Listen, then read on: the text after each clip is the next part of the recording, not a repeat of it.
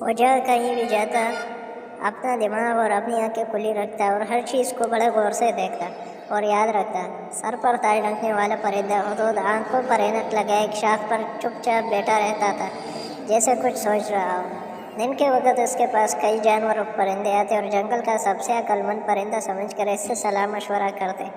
ننھا ہدہد اپنے دادا کے پاس بڑی حیرت سے یہ دیکھتا رہتا۔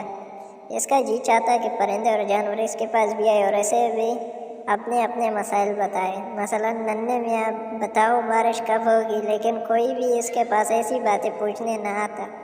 دوسری طرف بوڑھے ہدہد کے پاس ہر وقت جانوروں کا تانتا بندھا رہتا۔ ایک روز دو گلہریاں اپنا جھگڑا لے کر آ گئی۔ ایک کہنے لگی، جناب مجھے درخت کے نیچے ایک بل سے اخروٹوں کا ڈھیر ملا ہے۔ دوسرے نے کہا، سرکار یہ جھوٹ بول رہی ہے، وہ اخروٹ مجھے ملے تھے، قبضہ اس نے جما لیا۔ بوڑھے ہدہد نے اپنی اینک کے شیشوں سے جھانکتے ہوئے کہا، بے وقوف گلہریوں، لڑائی جھگڑا اور اچھی بات نہیں ہے۔ اس وقت ایک اخروٹ لے کر کھا لو، باقی اسی جگہ حفاظت سے رکھو، چھوڑو۔ سردیوں میں جب خوب برف باری ہوگی اور تمہیں میلوں تک کوئی چیز کھانے کو نہ ملے گی، تب یہی اخروٹ تمہارے کام آئیں گے، لیکن تب بھی برابر برابر بانٹ کر کھانا۔ گلہریوں کو یہ مشورہ پسند آیا اور وہ مطمئن ہو کر چلے گئے۔